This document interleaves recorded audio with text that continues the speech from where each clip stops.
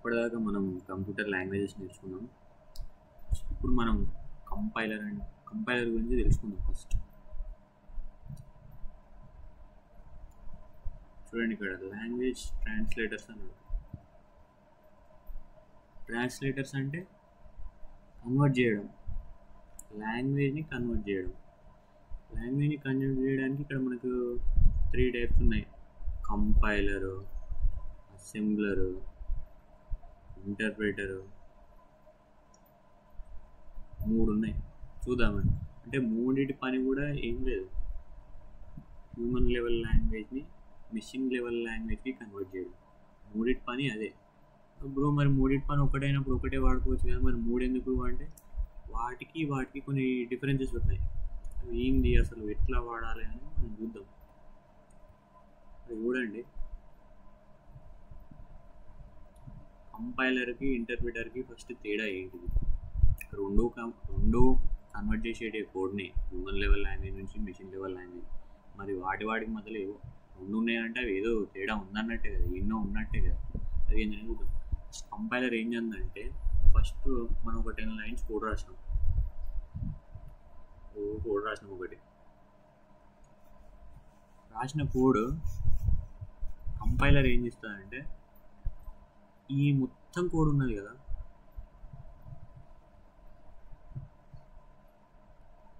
ఇప్పుడు ఈ రాసిన మొత్తం కోడ్ ఉన్నది కదా, మొత్తం కోడ్ని ఒకటేసారి కంపైల్ చేస్తుంది, అంటే ఒకటేసారి కన్వర్ట్ చేస్తుంది. ఇది మిషన్ లెవెల్ లాంగ్వేజ్. స్టార్టింగ్ నుంచి ఇది ఒక 10 లైన్స్ అనుకుంటే, ఒక 10 లైన్స్ అనుకుంటే 10 లైన్స్ మొత్తం ఒకసారి కంపైల్ చేస్తుంది, చేసి ఎగ్జిక్యూషన్ చేస్తుంది. కానీ ఇంటర్ప్రిటర్ అట్లా కాదు. ఇప్పుడు ఈ 4 లైన్లు ఉన్నాయి, ఈ 4 లైన్లు ఇదంతా ఒక కోడ్ 4 లైన్లు అనుకుంటే, ఫస్ట్ ఈ లైన్ ఒకసారి కంపైల్ చేస్తుంది, ఎగ్జిక్యూట్ చేస్తుంది. తర్వాత ఈ లైన్ ఒకసారి కంపైల్ చేసి ఎగ్జిక్యూట్ చేస్తుంది. తర్వాత ఈ లైన్ ఒకసారి కంపైల్ చేసి ఎగ్జిక్యూట్ చేస్తుంది. తర్వాత ఈ లైన్ ఒకసారి కంపైల్ చేసి ఎగ్జిక్యూట్. 4 లైన్లు ఉంటే 4, అట్లా 10 లైన్లు ఉంటే 10 లైన్లు, 100 లైన్ల ప్రోగ్రామ్ ఉంటే 100 లైన్లు, అంటే 100 సార్లు కన్వర్షన్ జరుగుతుంది ఇక్కడ. కానీ కంపైలర్లు అట్లా కాదు. 100 లైన్లు ఉంటే 100 లైన్లు ఒకసారి, 1000 లైన్లు ఉంటే 1000 లైన్లు ఒకసారి, ఎంత ఉంటే అంత ఒకసారి కంపైల్. ఇదొకటి. అంటే ఇక్కడ కంపైలర్కి కొంచెం అడ్వాంటేజ్ ఉంది. మరి కంపైలరే బెస్ట్ అంటే చూడండి, ఇక్కడ ఇది ఓకే, మనం అనుకున్నాం మొత్తం ఒకసారి conversion, line to line conversion అని.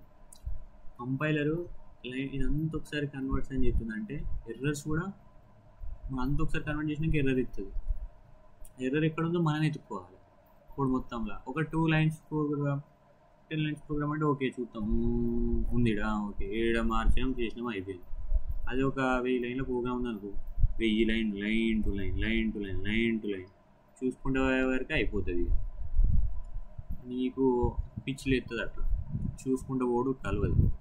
అదే ఇంటర్ప్రిటర్ అనుకో, ఫస్ట్ లైన్ తీసుకుంది, అది కంపైల్ చేసింది, ఓకే కన్వర్ట్ చేసింది మిషన్ లెవెల్ లాంగ్వేజ్కి.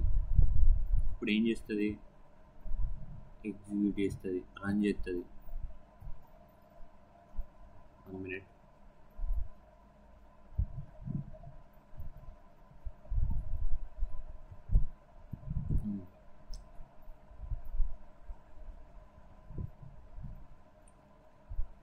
ఒక లైన్ ఉంది, ఫస్ట్ లైన్ తీసుకుంది, అది కంపైల్ చేసింది, ఓకే ఎగ్జిక్యూషన్ చేసింది, ఓకే ఆ లైన్ ఓకే పర్ఫెక్ట్ ఉందనుకో అవుట్పుట్ ఇస్తుంది. అలా ఏమైనా ఎర్రర్ ఉందనుకో చూపిస్తుంది. అంటే ఈ లైన్ ఏ లైన్కి ఉన్న ఎర్రర్ ఆ లైన్ అనేది చూపిస్తుంది. ఆ ఎర్రర్ మనం క్లియర్ చేసినాక ఇంకో లైన్కి ఎగ్జిక్యూషన్ స్టార్ట్ అవుతుంది, లేకపోతే కాదు. అట్లా మనకి ఏంటంటే ఎర్రర్స్ ఈజీగా ఫైండ్ అవుట్ చేయొచ్చు. అది ఎన్ని లైన్స్ ఉన్నా కూడా ఈజీగా ఎర్రర్ మనం ఫైండ్ అవుట్ చేయగలుగుతాం. ఈ లైన్లు ఉందని మనకి తొందరగా చేసుకోవాలి. కానీ కంపైలర్లో అది ఎర్రర్ ఉన్నా లేకుండా మొత్తం కోడ్ అంతా కంపైల్ చేస్తుంది ఒకటేసారి. తర్వాత లాస్ట్కి మనకి డిస్ప్లేలో చూపించేటప్పుడు అప్పుడు ఎర్రర్ చూపిస్తుంది. అది ఈ రెండింటి మధ్య డిఫరెన్సెస్. Compiler, interpreter. అసెంబ్లర్ అన్నా కూడా మన ప్రోగ్రామ్ని హ్యూమన్ లెవెల్ లాంగ్వేజ్ నుంచి మిషన్ లెవెల్ లాంగ్వేజ్ కన్వర్ట్ చేసేది అసెంబ్లర్ పని. ఇక్కడ మనకు ఉన్నది కదా ఫిగర్, ఇక్కడ చూడండి, మనకి ఇది కంపైలర్. ఇది సోర్స్ కోడ్ అంటే ఏంటిది? సోర్స్ కోడ్ అంటే మనం రాత్రం చూసిన కోడ్. ఇది అది ఏ లాంగ్వేజ్ అయినా కావచ్చు, సి లాంగ్వేజా, C++, ఏదైనా కానీ మనం కోడ్ రాసినాం, ఆ కోడ్ని సోర్స్ కోడ్ అంటాం. ఆ సోర్స్ కోడ్ని ప్రాసెస్ చేసి ఏం చేస్తుంది, ఆబ్జెక్ట్ కోడ్ అంటే మన మెషిన్ లెవెల్ లాంగ్వేజ్ ఉంటుంది, అది అక్కడ నుంచి మెషిన్ పోతుంది. ఇది కంపైలర్ కోడ్, మొత్తం ఒకసారి అయింది. కానీ ఇక్కడ ఇంటర్మీడియట్లో అట్లా కాదు, intermediate code line to line compilation జరుగుతుంది, అది ఇంటర్ప్రిటర్ పని. ఓకే, ఇట్లా compilers, different types of compilers ఉంటాయి, ఇంటర్ప్రిటర్స్ ఉంటాయి. మనం ఒక్కొక్క లాంగ్వేజ్లో కొన్నిట్లలో కంపైలర్ వాడతాం, కొన్నిట్లలో ఇంటర్ప్రిటర్ వాడతాం. అన్నిటికీ కంపైలరే వాడతామని కాదు, అన్నిటికీ ఇంటర్ప్రిటర్నే వాడతామని కాదు. ఇప్పుడు ఈ సి లాంగ్వేజ్ ఉంది కదా, దీనికి మనం ఏం వాడతాం, కంపైలరే వాడతాం. ఇప్పుడు టర్బోసి అని ఒకటి ఉన్నది, అదేంటిది కంపైలర్. మీకు సిస్టంలో డౌన్లోడ్ చేసుకునే కంపైలర్లే కాదు, ఆన్లైన్లో కూడా చాలా కంపైలర్ దొరుకుతాయి. ఇప్పుడు ఆన్లైన్ సి కంపైలర్, ప్రోగ్రామైజ్ అని, జీడీబీ ఆన్లైన్ కంపైలర్ అని, ఇవన్నీ ఆన్లైన్ కంపైలర్లే. ఇంటర్ప్రిటర్లు ఉంటాయి, అవి specific line to line compilers. ఇప్పుడు మన పైథాన్లో కూడా ఇంటర్ప్రిటర్ వాడచ్చు. ఇవి టైప్స్ ఆఫ్ కంపైలర్స్. ఏ కంపైలర్ అయినా కూడా చేసే పని మాత్రం ఒక్కటే, human language to machine language conversion. ఎందుకు, machine understands only machine level language, human understands only human level language. But మనకి ఏంటంటే జరగాలి, ప్రాసెస్ జరగాలి కాబట్టి ఒక ట్రాన్స్లేటర్ కావాలి, అది కంపైలర్. అది ఏం చేయాలి, కంపైల్ చేయాలి, అంటే కన్వర్ట్ చేయాలి, ఇది పని. నెక్స్ట్ మనం కొన్ని స్టేట్మెంట్స్, అంటే మన ఫ్లో చార్ట్ గురించి ఇప్పుడు మనం చూద్దాం. ఓకే, ఫ్లో చార్ట్ గురించి చూద్దాం. ఫస్ట్ ఫ్లో చార్ట్ అంటే ఏంటి, ఇక్కడేమో సింబల్స్ ఉన్నాయి, ఎగ్ షేప్లో ఉంది, పారలలోగ్రామ్ ఉంది, ఏమేమో డైమండ్ ఉంది. ఈ సింబల్స్ ఏంది, ఫ్లో చార్ట్ ఏంది, అసలుకి కోడింగ్లలో ఫ్లో చార్ట్లు ఎందుకు వస్తున్నాయి అంటే మనం కోడ్లో ఫ్లో చార్ట్లు రాయం. ఏంది చూద్దాం. ఫస్ట్ ఫ్లో చార్ట్ అంటే డయాగ్రామెటిక్ రిప్రజెంటేషన్ ఆఫ్ కోడ్. అంటే మనం ఒక కోడ్ రాసినాం, జనరల్గా నార్మల్గా రాసినాం, ఒక కోడ్ రాసినాం, దాన్ని మనం పిక్చర్ అంటే డయాగ్రామ్ వేలో చూపించడం. మనం చిన్నప్పుడు రాస్తాం కదా, టెక్స్ట్ బుక్స్లలో ఉంటాయి, ఇట్లా 6 మార్కులు పెట్టి ఇట్లా కన్వర్ట్ చేసి కనెక్ట్ చేసి ఉంటే చిన్నప్పుడు ఫ్లో చార్ట్స్. సేమ్ అట్లాంటిది మనం కోడ్ని ఫ్లో చార్టిక్ వేలో ఎలా రిప్రజెంట్ చేయడమే ఫ్లో చార్ట్, డయాగ్రామెటిక్ వేలో. దీంట్లో డిఫరెంట్ టైప్స్ ఆఫ్ సింబల్స్ వాడదాం ఫ్లో చార్ట్లో. ఫస్ట్ది మనకి ఇక్కడ చూడు, oval, parallelogram, document, rectangle, diamond, ఇంకేమేమో సర్కిల్ అట, యారో సింబల్స్ ఉన్నాయి. ఇవి ఎందుకు వాడతాం, ఫస్ట్ ఓవెల్ సింబల్ ఉంది, ఎందుకు వాడతాం మనం, ఇప్పుడు చూడండి, స్టార్ట్, స్టాప్, బిగిన్, ఎండ్. అంటే స్టార్ట్ అన్న బిగిన్ అన్న ఒకటే, స్టాప్ అన్న ఎండ్ అన్న ఒకటే. ఎందుకు అంటే మనం కోడ్ స్టార్టింగ్ ఎండింగ్, కోడ్కి స్టార్టింగ్ పాయింట్ ఎండింగ్ పాయింట్, అక్కడ దాన్ని ఓవెల్తో రిప్రజెంట్ చేస్తాం మనం. తర్వాత పారలలోగ్రామ్, ఇక్కడ ఏముంది, ఇన్పుట్ అవుట్పుట్, అంటే ఇన్పుట్ స్టేట్మెంట్స్ కానివ్వండి, అంటే ఒక నెంబర్ని ఇన్పుట్ చేయాలి, ఒక వాల్యూ, ఒక నేమ్ని ఇన్సర్ట్ చేయాలి, అవుట్పుట్ మనకి ఇది ఇవ్వాలి, ఇది ప్రింట్ చేయాలి అవుట్పుట్. అవి ఈ పారలలోగ్రామ్ మన సింబల్ ఉంది కదా, దాంట్లో రిప్రజెంట్ చేస్తాం. ఇది ప్రింట్అవుట్, ఏంటిది డాక్యుమెంట్, ఇది డాక్యుమెంట్ సింబల్, అవుట్పుట్ ప్రింట్ చేయడానికి. ప్రాసెస్ అని ఉంది, ప్రాసెస్ అంటే మనం ఏం చేస్తున్నాం, ఎడిషనా, సబ్ట్రాక్షనా, లేకపోతే ఏమన్నా క్యాలిక్యులేషన్స్ పార్ట్ ఉందా, ఆ ప్రాసెస్ అంతా ఏంది, ఏమన్నా నంబర్స్ ప్రింట్ చేయడం, ఆడ్ నెంబర్స్ కానీ ఈవెన్ నెంబర్స్ కానీ, ఆ ప్రాసెస్ అంతా మనం రెక్టాంగిల్లో రాస్తాం.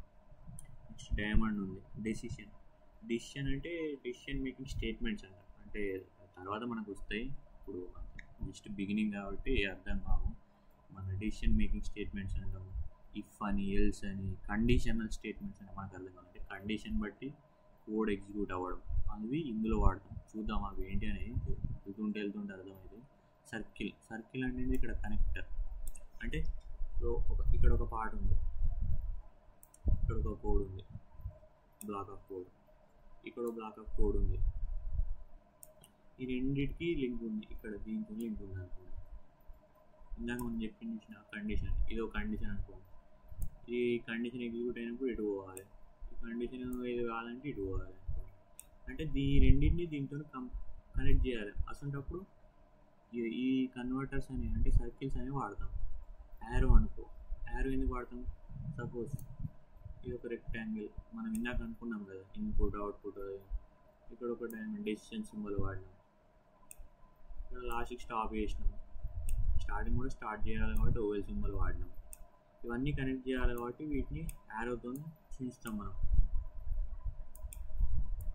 అంటే ఓకే దీని తర్వాత ఇది అవుతుంది, దీని తర్వాత ఇది అవుతుంది, దీని తర్వాత ఇది అవుతుంది, ఇది ఇక్కడికి అయిపోయింది. అంటే ఈ యొక్క ఫ్లో ఇట్లా పోతుంది మన కోడ్ అనేది. ఇట్లా రిప్రజెంట్ చేయడానికి మనకి యారో వాడుతుంది. ఇది అనేది ఫ్లో చార్ట్. మనకి మీకు కావాలంటే ఒకటి ఆన్లైన్లో చూపిస్తుంది చూడండి.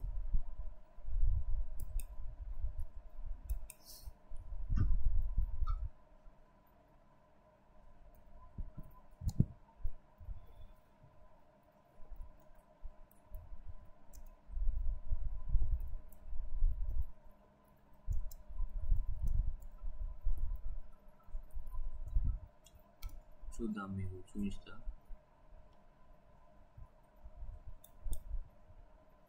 చూడండి వస్తాయి మనకి.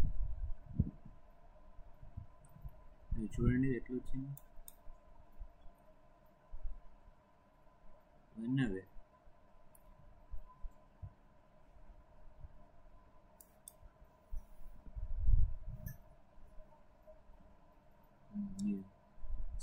స్టార్ట్కి మనం ఏం వాడినాం, ఓవెల్ సింబల్, తర్వాత ఇన్పుట్ ప్యారలలోగ్రామ్, తర్వాత ప్రాసెస్కి రెక్టాంగిల్. ప్రాసెస్ ఏంటి, ఇక్కడ అడిషన్ జరుగుతుంది.